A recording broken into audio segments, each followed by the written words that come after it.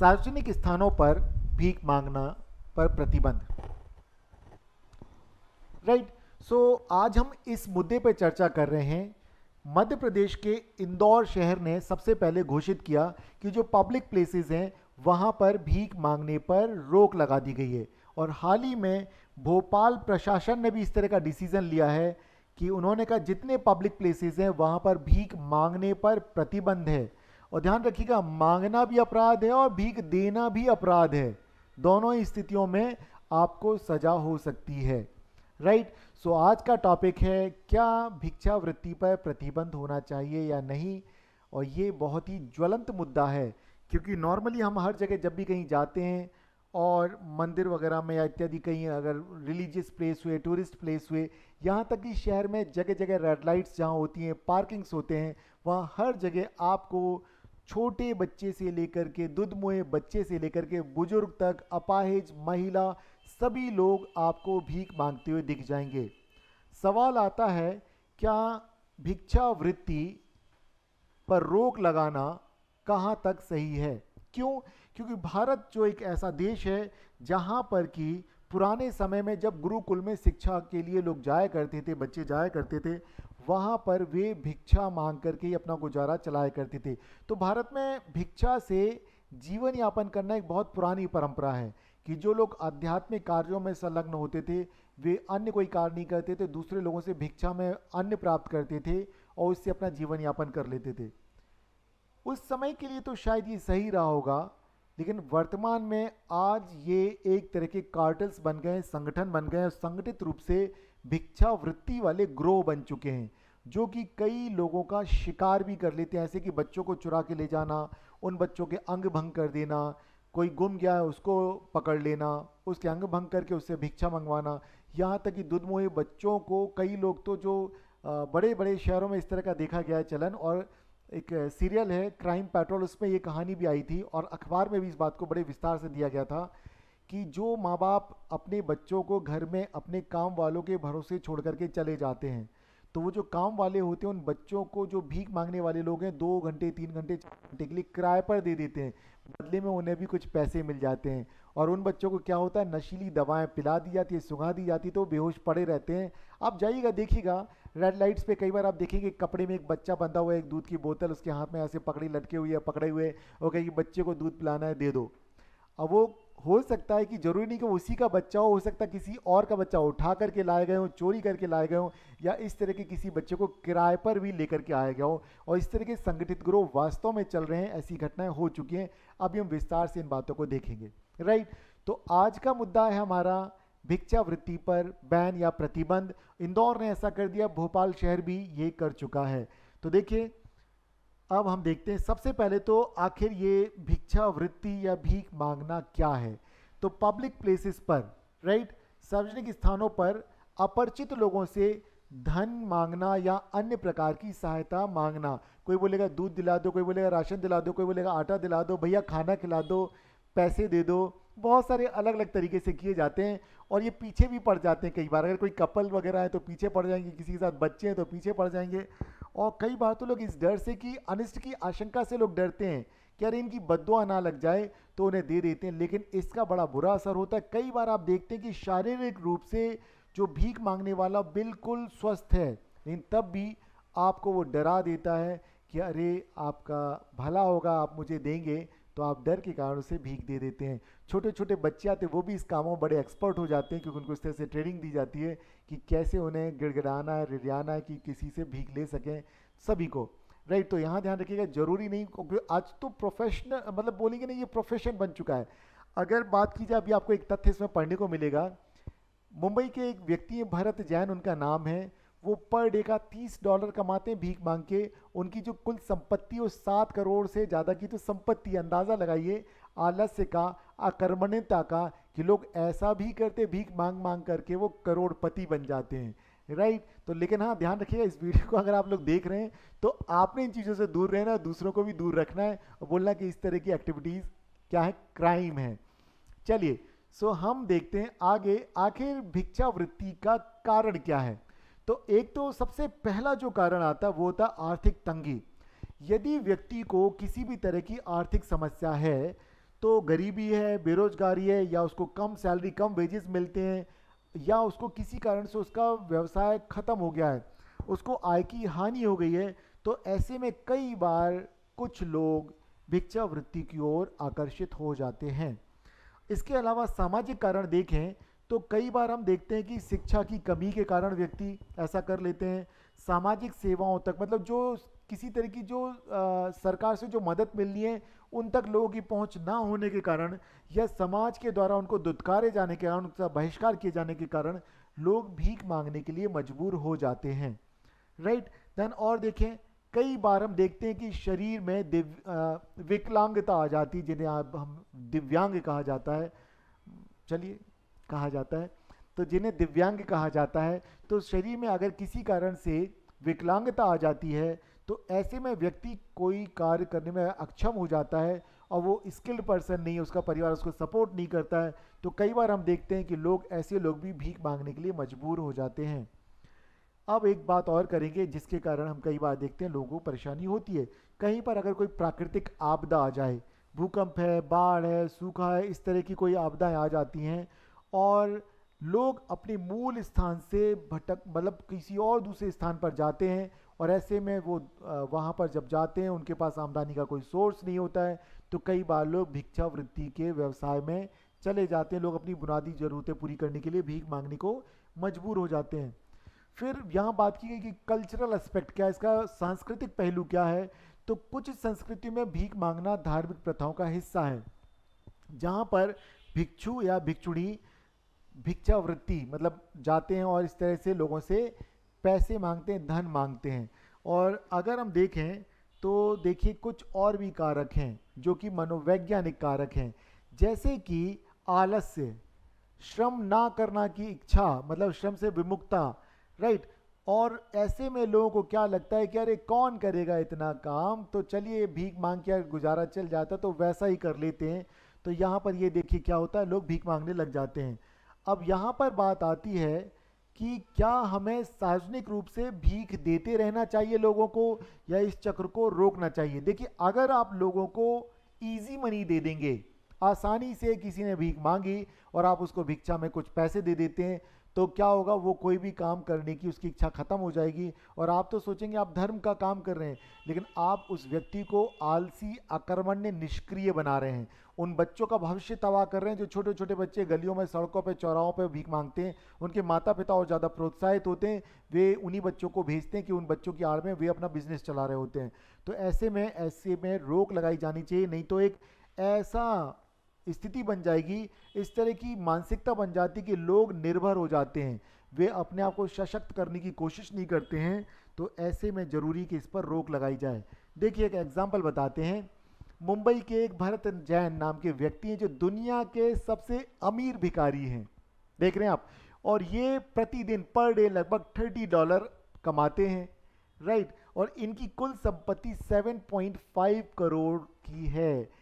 अंदाज़ा लगाइए कि अगर कोई इन्हें अपना आदर्श मान लेगा तो क्या करेगा। लेकिन क्या ये देश के लिए आदर्श स्थिति है, समाज के लिए आदर्श स्थिति नहीं है। तो हमें इन बातों को प्रमोट नहीं करना बल्कि रोक लगाना है। अब देखते हैं भारत में स्थिति देखते हैं। लगभग अगर हम बात करें 4 लाख से ज़्यादा नियमित भिखारी हैं भारत में। और देखिए संगठित रूप से भिक्षावृत्ति करने वाले ग्रोह हैं जो समाज के कमजोर लोगों को अपना शिकार बनाते हैं। भारत में भिखारियों की सबसे ज़्यादा संख्या कहाँ पर है? वेस्ट बंगाल में है, उसके बाद उत्तर प्रदेश में, उसके बाद आंध्र प्रदेश में है। तो पश्चिम बंगाल, उत्तर प्रदेश और फिर आंध्र प्रदेश। तो ध्यान रखिए 1 2 3 यहाँ पे हो गए। अब हम आते हैं, देखिए इन क्षेत्रों में भिखारी क्यों ज़्यादा सेंट्रलाइज है, वहीं पे संकेंद्रित हैं। वहाँ उन क्षेत्रों में सामाजिक आर्थिक कारणों के कारण, राइट, जैसे कि उन क्षेत्रों में गरीबी बहुत ज़्यादा है, ग्रामीण और शहरी प्रवसन बहुत ज़्यादा है उन इलाकों में, और जो भी सरकार की तरफ से जो सहायता होती है वो आसानी से वहाँ उपलब्ध नहीं है। ऐसे में वहाँ पे उन इलाकों में हम क्या देखते हैं, वहाँ पर भिक्षावृत्ति बढ़ रही है। अब हम देखते हैं भारत में भिक्षावृत्ति से संबंधित और भी कई पहलुओं और भी कई मुद्दे हैं। जैसे यहाँ हम देखेंगे संगठित कार्टेल होते हैं, मतलब संगठित जैसे कि व्यापारियों का संगठन होता है, इससे से भिखारी भी संगठित रूप से कार्य करते हैं। राइट। अब देखिए क्या करेंगे, भीख मांगने वाले ग्रोह निर्धारित क्षेत्रों में काम करते हैं और अपने नियंत्रण वाले क्षेत्रों में दैनिक आय एकत्रित करते हैं, और कई बार तो ये लोग हिंसा का सहारा लेते हैं, और इन कामों को जारी रखने के लिए क्या करेंगे, हिंसा और जबरदस्ती का सहारा लिया जाता है। और इन सारी घटनाओं में अगर सबसे ज़्यादा कोई पिसता है तो वो है बच्चे। ठीक है, बच्चों का यहाँ पर शोषण होता है। भीख मांगने वाले जो बच्चे होते हैं पूरी तरह से असुरक्षित होते हैं और स्कूल छोड़ने के लिए भी मजबूर हो जाते हैं। राइट। और जब उन्हें लगता है कि गरीब लोग हैं, स्कूल छूट गया है, तो राइट, मैंने कहा ना जैसे कि माँ बाप कुछ दे नहीं रहे, उन्होंने किसी दूसरे बच्चे को देखा, अरे वो जाता, वो अंकल पैसे दे दो टॉफ़ी के लिए, चॉकलेट के लिए, किसी ने दे दी, उनको लगते हैं तो बड़ा ईजी है। छोटे बच्चे, उनको समझ ही नहीं होती वे क्या कर रहे हैं, वो बस इस तरह से भीख मांगना शुरू कर देते हैं। तो ध्यान रखिएगा, ये बहुत ही हाँ। और जो मैं बात बोल रहा था, शिशुओं को प्राय बीमार दिखाने के लिए नशीला पदार्थ दिया जाता है और छोटे बच्चों को किराए पर भी दिया जाता है, ध्यान रखिएगा। और कई बार तो उनका अपहरण भी कर लिया जाता है, ध्यान रखें इन बातों को प्लीज़। अब देखते हैं, ये तो हमने बातें देखी, सरकार ने अपनी तरफ से क्या कोई प्रयास किए भिक्षावृत्ति पर कंट्रोल करने के लिए। तो अगर हम बात करें मध्य प्रदेश के इंदौर और भोपाल शहर ने क्या किया, तो उन्होंने क्या किया, देखिए सार्वजनिक स्थानों पर भिक्षावृत्ति पर प्रतिबंध लगाने के लिए उन्होंने भारतीय नागरिक सुरक्षा संहिता BNSS 2023 की धारा 163 का सहारा लिया। इसके तहत क्या किया कि जो भी भिक्षावृत्ति पर प्रतिबंध लगाए तो क्या होता है, जो लोग जिला मजिस्ट्रेट है या SDM है या अन्य जो कार्यकारी एग्जीक्यूटिव मजिस्ट्रेट हैं, उन सभी को उपद्रव या आशंका वाले खतरे, इस तरह का एक नियम है कि वो वहाँ पे क्या कर सकते हैं, अपनी शक्ति का प्रयोग करके एक आदेश जारी कर सकते हैं और उस इलाके में जो लोग हैं उन्हें किसी भी व्यक्ति को उस इलाके से बाहर कर सकते हैं। ठीक है, उसको उस इलाके से हटने के लिए बोल सकते हैं, जाने के लिए बोल सकते हो। अगर वो पालन नहीं करेगा तो उसे 3 महीने के लिए हिरासत में भी रखा जा सकता है। ठीक है, ध्यान रखिएगा। तो यह आदेश किसी भी व्यक्ति को किसी निश्चित कार्य से दूर विरत रखने का निर्देश देता है। किसी विशेष स्थानीय क्षेत्र में रहने वाले व्यक्ति या किसी विशेष स्थान पे आने जाने वाले लोगों पर भी लागू होता है, मतलब भिखारी अगर उस इलाके में जा रहे हैं तो उनको रोका जा सकता है। इस आदेश के अनुसार घोषित किया जाता है जो आदेश, अगर उसकी अवहेलना की जाती है तो भारतीय न्याय संहिता, ठीक है, BNS की धारा 223 के तहत कार्रवाई की जाती है, मतलब गिरफ्तार किया जा सकता है। और देखिए, लेकिन इसमें कुछ समस्याएं हैं। ये जो धारा 163 है, इस आदेश को 2 महीने से अधिक समय के लिए लागू नहीं किया जा सकता, और अगर सरकार, राज्य की सरकार अगर चाहे तो ज़्यादा से ज़्यादा 6 महीने ये लागू रह सकता है, इससे ज़्यादा नहीं। तो ये जो व्यवस्था की गई इंदौर और भोपाल ने, ये अस्थायी है, परमानेंट सोल्यूशन नहीं है। इसके लिए परमानेंट सोल्यूशन लाना पड़ेगा, क्योंकि ये तो क्या होगा, 2 महीने या फिर ज़्यादा 6-6 महीने करके बढ़ाएंगे तो आगे बढ़ाना पड़ेगा, तो इसके लिए परमानेंट सोल्यूशन। तो क्या परमानेंट सोल्यूशन जैसी कोई चीज़ की गई, देखिए हम पढ़ेंगे और फिर न्यायालय ने क्या काम उस पर देखेंगे। तो अगर हम इस तरह का कोई देखें तो बॉम्बे प्रिवेंशन ऑफ बैगरी, मतलब भीख मांगना, बैगरी एक्ट 1959, देखिए इसमें क्या है, इस अधिनियम को तत्कालीन बॉम्बे में बेसहारा व्यक्तियों, कुष्ठ रोगियों या मानसिक रूप से बीमार लोगों को सार्वजनिक पब्लिक प्लेसेस से दूर रखने के लिए बनाया गया था। अब आप सोच के देखिए, मतलब जो मानसिक तौर पे बीमार व्यक्ति हैं, कुष्ठ रोगी हैं, बेसहारा व्यक्ति हैं, उन्हें पब्लिक प्लेसेस से दूर रखने के लिए कानून बनाया गया था। और इस अधिनियम में क्या है, अधिनियम की धारा 10 भिखारियों को अनिश्चित काल तक हिरासत में लेने की शक्ति देता है। राइट। मुंबई में भिखारी होने के संदेह में पुलिस द्वारा हिरासत में लिए गए लोगों के लिए हिरासत केंद्र बने हुए हैं। भारत में भिक्षावृत्ति पर इस तरह के कानून लागू करने के लिए कोई भी केंद्र के स्तर पर कोई कानून नहीं है। महाराष्ट्र में इस तरह के कानून बने हैं और उसी तरीके से यहाँ पर मध्य प्रदेश के इंदौर और भोपाल शहर ने कोशिश की है। अब यहाँ अगर हम देखें तो किस तरह से कोशिश की जानी चाहिए, तो क्या राज्य में या केंद्र ने कोई कोशिश की, तो बिल्कुल की। यहाँ पर निराश्रित व्यक्ति के लिए मॉडल विधेयक 2016 लाया गया था, लेकिन ये अब तक पारित नहीं हुआ, सिर्फ इस पर चर्चा हुई, कहा जाए तो चर्चा भी नहीं हो पाई, तो बस ऐसे ही पड़ा, मतलब वेस्ट हो गया ये। इसी तरीके से 2020 में अगर हम देखें तो केंद्रीय सामाजिक न्याय एवं अधिकारिता मंत्रालय ने भिक्षावृत्ति को अपराध मानने की जगह उन्होंने क्या कहा कि इनके पुनर्वास पर ध्यान देना चाहिए। सिर्फ हम इसे अपराध मान करके खत्म ना करें कि इन्हें सजा दें, बल्कि क्या करें, इनको इनका पुनर्वास किया जाए, इनको दोबारा से स्किलफुल बनाया जाए, इनको रहने की जगह दी जाए। एक प्रोजेक्ट है जो ये काम कर रहा है जिसका नाम है इस्माइल योजना। क्या है ये? देखिए देखिए, आजीविका एवं उद्यम के लिए हाशिए पर स्थित, मतलब मार्जिनल जो सीमा पर हैं लोग, तो देखिए support for marginalise individuals for livelihood and enterprises, यही है स्माइल। इस योजना के तहत क्या होगा, केंद्र सरकार की एक योजना है। इसका उद्देश्य है कि भिखारियों की न केवल चिकित्सकीय देखभाल की जाए बल्कि उन्हें शिक्षा दी जाए, उनको कौशल प्रशिक्षण प्रदान किया जाए, मतलब उन्हें स्किलफुल बनाया जाए और इससे कि उनका पुनर्वास किया जा सके। तो स्माइल प्रोजेक्ट क्या है देखिए। अब देखिए 2022 में इस योजना का तय, मतलब माफ कीजिए 2022 में लॉन्च की गई और लक्ष्य रखा गया है 2026 तक कि भारत के जितने भी शहर हैं उन्हें भिखारियों से मुक्त रखा जाए। तो ये बहुत अच्छा प्रयास है, राइट, इस पर ही फोकस किया जाना चाहिए, मैं मानूंगा। अब हम आते हैं इंदौर ने क्या किया। देखिए इंदौर ने क्या किया। इंदौर प्रशासन ने 1 जनवरी 2025 से भिक्षा देने पर प्रतिबंध लगाने की घोषणा की और इन्होंने कहा कि न केवल भिखारियों को के ऊपर कार्रवाई की जाएगी, जो लोग भिखारियों को अगर भिक्षा देते उन निवासियों पर भी जुर्माना लगाया जाएगा ताकि उन्हें हतोत्साहित किया जा सके, वो भिक्षावृत्ति को बढ़ावा ना दें। और क्या किया, इसके पहले क्या किया इन्होंने, दिसंबर 2024 में पहले इन्होंने जन जागरूकता कार्यक्रम चलाए। पुनर्वास केंद्रों को लोगों को बोला कि आप क्या कीजिए, इन्हें भिखारियों को भीख मत दीजिए बल्कि जो हमारे पुनर्वास केंद्र हैं आप वहां पर भेजिए। स्माइल प्रोजेक्ट यहां लागू हो रहा है। 2026 तक क्या करना है, शहरों को भिखारी मुक्त बनाना है।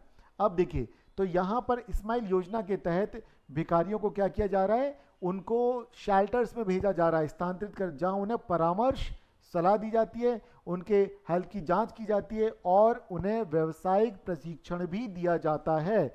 तो देखिए ये अगर जो प्रोजेक्ट चलाया जा रहा है इंदौर प्रशासन के द्वारा, जिसे कि अब भोपाल ने भी अडॉप्ट कर लिया है, इस तरीके को अगर अपनाते हैं तो वाकई में हम देखेंगे कि बहुत अच्छे रिजल्ट्स आएंगे और लोगों को हतोत्साहित किया जाए कि भिखारियों को भीख ना दी जाए।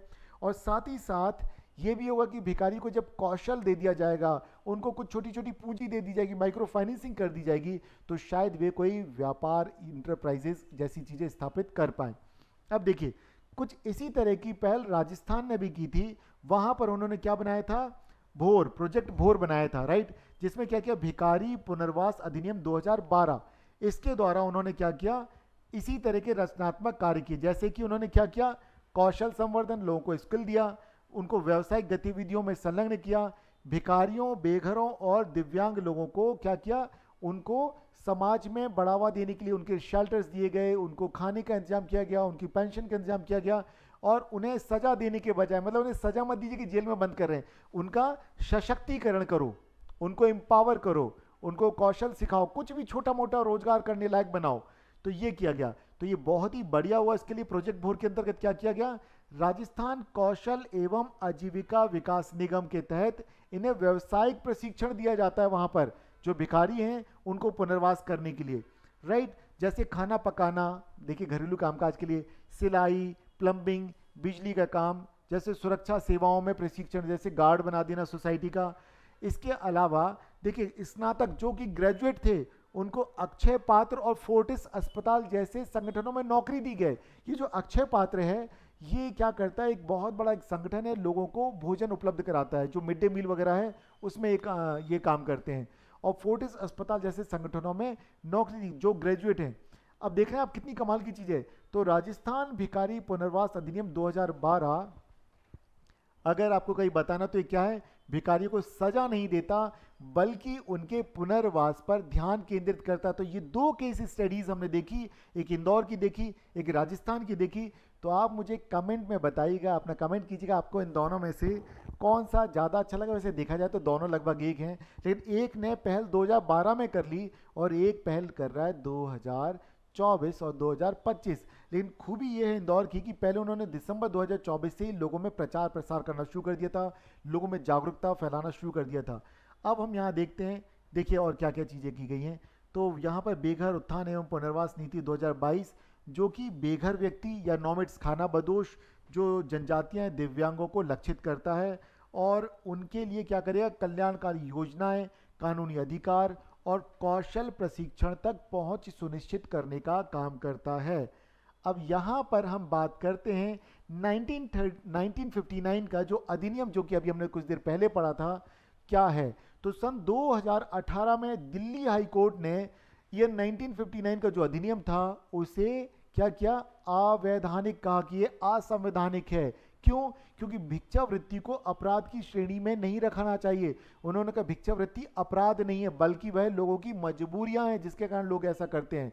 और देखिए एक चीज और देखिएगा कि इसके अलावा न्यायालय ने क्या कहा। न्यायालय ने कहा कि सभी नागरिकों के लिए सामाजिक सुरक्षा तथा बुनियादी सुविधाएं सुनिश्चित करना किसका काम है? राज्य का दायित्व है। अब आप समझे डायरेक्टिव प्रिंसिपल के साथ मैंने इस मुद्दे को क्यों जोड़ा? इसलिए जोड़ा क्योंकि मैं आपको बताना चाह रहा था कि इंपॉर्टेंस क्या है इनका।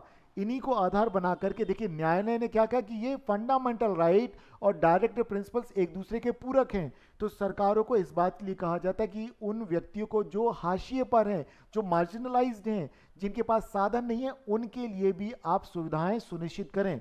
राइट? तो राज्य का दायित्व है, जबकि भिखारियों की उपस्थिति इस बात का प्रमाण है कि राज्य अपने सभी नागरिकों को बुनियादी सुविधाएं प्रदान करने में सफल नहीं हुआ। तो अब आप समझ जाइए, अगर किसी जगह पे भिखारी दिखते हैं तो उसका कारण सिर्फ वो भिखारी नहीं है, सामाजिक कारण नहीं है, बल्कि राज्य भी उसके लिए जिम्मेदार है कि वो अपने नागरिकों को बेहतर सुविधाएं नहीं दे पा रहा है।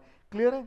अब जब आप इस बातों को अपने निबंध में इस्तेमाल करेंगे, अपने इंटरव्यू में इन बातों को इस्तेमाल करेंगे, तो देखिए प्रीलिम्स में तो यह आ जाएगा भाई किसने सबसे पहले किया, तो आप बता देंगे बॉम्बे में इस तरह का अधिनियम बनाया, ठीक है, बेगरी प्रिवेंशन एक्ट बनाया 1959 का, तो वो हो गया।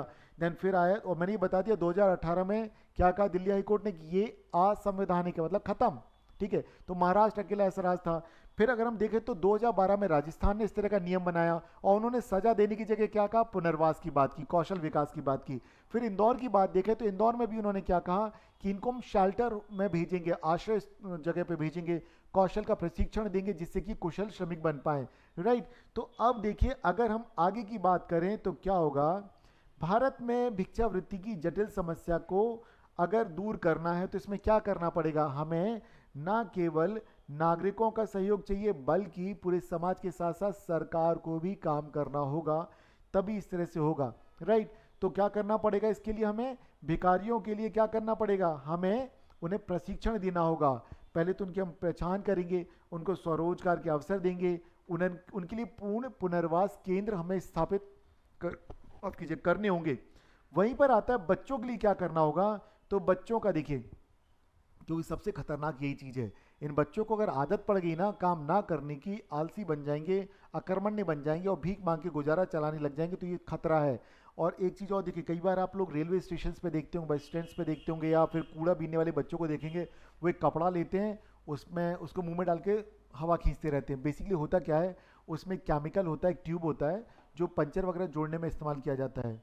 ठीक है, उसको जो एडिसिव है उसको डाल के कपड़े में लेते तो उसको नशे के तौर पे इस्तेमाल करते हैं और ये दीन दुनिया से बेखबर हो जाते हैं। जैसे नशेड़ी लोग होते हैं उन्हें दुनिया की खबर नहीं होती, सड़क पे कहीं पड़े होते हैं, वो हालात हैं। मतलब कुल मिलाकर के साथ में रहते हैं बच्चे, जब दूसरों को देखते होंगे, दूसरे बच्चों को स्कूल जाते हुए देखते होंगे, उनके पेरेंट्स को उनकी अच्छी सी केयर करते देखते हो, जरा सोचिए क्या सोचते होंगे ये। और एक चीज़ और बताता हूँ, जब भी कभी हम देखते हैं कि क्राइम रेट किन इलाकों में ज़्यादा बढ़ता है, तो ये बढ़ता है जहाँ पे स्लम्स होते हैं। और स्लम्स में क्या होता है, लोग अभाव में जीते हैं। अगर ये जो बच्चे, इनका ठीक तरह से परवरिश ना की जाए तो इनको क्रिमिनल बनने में ज़्यादा समय नहीं लगता। एक अवसर मिला और ये उस घटना को अंजाम दे देंगे। और कई जगह पे देखा गया है कि भोपाल के हबीबगंज स्टेशन की घटना है कि वहाँ पर जो गुट बना करके जो भिखारी टाइप के जो बच्चे घूमते हैं, वे एक रेप की घटना में संलग्न थे और उन्होंने उस लड़की को मार भी डाला था, मतलब उसकी हत्या कर दी थी। अंदाज़ा लगाइए कि अगर 12-13 साल के बच्चे इस तरह से कर रहे हैं तो जब ये बड़े हो जाएंगे तो क्रिमिनल एक्टिविटीज़ में इन्वॉल्व हो जाएंगे, तो समझिए कि बहुत ही खतरनाक स्थिति होगी। तो ऐसे में क्या करना होगा, भारत को संस्थागत तरीके से इसके लिए काम करना पड़ेगा, इनके पुनर्वास के लिए काम करना पड़ेगा, तभी होगा। इन बच्चों को क्या करना होगा, मुख्य धारा में जोड़ना होगा। जैसे कि लहर, एक पहल, लहर जो एक संगठन है, सड़कों से बच्चों को बचाने के लिए पुनर्वास कार्यक्रम और उन्हें मुख्य धारा में फिर से शामिल करने के लिए एक कार्यक्रम चलाता है। तो इस तरह के, उसी तरह से हम देखें यूनिसेफ इंडिया, ये यूनिसेफ जो यूएनओ का एक एजेंसी है वो है, ये भी क्या करते हैं, बच्चों के लिए क्या करते हैं, भीख मांगने, से रोकने को, उनका बाल श्रम से रोकने के लिए अलग अलग तरह के कई सारे प्रोग्राम्स चलाते हैं, एनजीओज को फंडिंग देते हैं ताकि बच्चों को भीख मांगने से, बाल श्रम से, इन जोखिमों से बचाया जा सके। राइट, तो आप ध्यान रखिएगा कि जो सिंडिकेट इस तरह के बन गए हैं, जो भीख मांगने वाले, इनके विरुद्ध कठोर कार्रवाई करनी होगी, तभी होगा। क्योंकि जो संगठित ग्रोह बन गए भीख मांगने वालों के, ये कमजोर वर्गों का शोषण करते हैं, बच्चों को, दिव्यांगों का शोषण करते हैं, बच्चों को चुरा लेते हैं, उनके माँ बाप से दूर कर देते हैं, उनके अंग भंग कर देते हैं और भीख मांगने के लिए मजबूर करते हैं। इस क्षेत्र में एक व्यक्ति बहुत समय से काम कर रहे हैं, उनका नाम है कैलाश सत्यार्थी। इनका एक फाउंडेशन है Kailash Satyarthi children foundation. Nobel पुरस्कार प्राप्त किया है इन्होंने इन्हीं कामों के लिए, क्योंकि इन्होंने क्या किया, ह्यूमन ट्रैफिकिंग, बच्चों की ट्रैफिकिंग को रोका, बाल तस्करी और बाल श्रम सहित उनका जो नेटवर्क था उसको इन्होंने निस्तानाबूद किया, उनको पकड़ा और जो बच्चे भिक्षावृत्ति में संलग्न थे उनको वहां से बचाया, बाल मजदूरी से बचाया। उसी बात के लिए इनको दिया गया नोबेल अवार्ड। कुछ इसी तरह का काम कर रहे हैं एक IAS officer, retired IAS officer थे हर्ष मंदर जी, वो भी इसी तरह से काम कर रहे हैं। तो कैलाश सत्यार्थी जी के साथ भी वो भी काम कर रहे हैं। राइट, चलिए, तो ये हमने वो प्रयास देखे। अब यहाँ पर हमें कुछ बातों का ध्यान रखना होगा जो कि हम सामाजिक तौर पर देखते कि हम सभी क्या करते हैं, भिक्षा देने को हम क्या करते हैं, सांस्कृतिक तौर पर अच्छा मानते हैं। राइट, तो अब हमें क्या करना होगा, भिक्षावृत्ति को हम इस तरह से बढ़ावा देते हैं, लेकिन हमें क्या करना होगा, सार्वजनिक शिक्षा अभियान चलाने होंगे, लोगों को जागरूक करना होगा कि आपके बच्चों के नाम पर आपको ठगा जाता है, आपको डराया जाता है कि आपके बच्चों का कल्याण होगा आप भीख देंगे तो। इन बातों को समझना होगा कि लोग आपके इमोशंस के साथ खेलते हैं। राइट, सो अगर आप जागरूक हो जाएंगे तो ये जो सिंडिकेट बन जाते हैं, राइट, वो नहीं बन पाएंगे। तो हमें सांस्कृतिक जो हमारे तौर तरीके हैं, जो हमारे मानदंड हैं, उनमें बदलाव करना पड़ेगा। इसी तरह से अगर हम देखें तो राष्ट्रीय मानवाधिकार आयोग की अगर बात करें तो ये क्या करते हैं, ये भी यही बात कहते हैं कि भिखारियों को क्या करना होगा, उनका पुनर्वास करना होगा। अगर हम उन्हें सुरक्षित तरीके से रखना है तो उनका पुनर्वास किया जाएगा। तो उनको इस तरह की सलाह ये सभी सरकारों को देते हैं। और एक काम और करेंगे कि देखिए, कभी भी आप कहीं भी जाते हैं तो बेहतर है कि आप वहाँ के संगठन को दान दें जो इस सेक्टर में काम करते हैं। सड़कों पे भिखारियों को दान करने से आपको उस दान का जो पुण्य है वो नहीं मिलने वाला, क्योंकि क्या पता वो बच्चे जाकर के कोई नशीला पदार्थ तो नहीं सूंघते हैं, कुछ इस तरह की गतिविधियों में तो इन्वॉल्व नहीं होते, कहीं वो किसी और दूसरे छोटे बच्चों को चुरा के तो नहीं लाते हैं, उनका फ़ायदा उठाते हैं। तो प्लीज़ आप सबसे रिक्वेस्ट है, इस तरह की गतिविधियों को हम तभी रोक पाएंगे, तभी हम भिक्षावृत्ति पे कंट्रोल कर पाएंगे जबकि हम एक सम्मिलित रूप से प्रयास करें। तो सिर्फ इस तरह का जो कानून बना करके हम भिक्षावृत्ति पर रोक नहीं लगा सकते, बल्कि हमें क्या करना पड़ेगा, हम पूरे समाज में, पूरी सोसाइटी में जागरूकता लानी होगी। राइट, तब ये चीज़ पॉसिबल हो पाएगी। तो थैंक यू सो मच, आपने मेरी बात इतने पेशेंटली सुनी।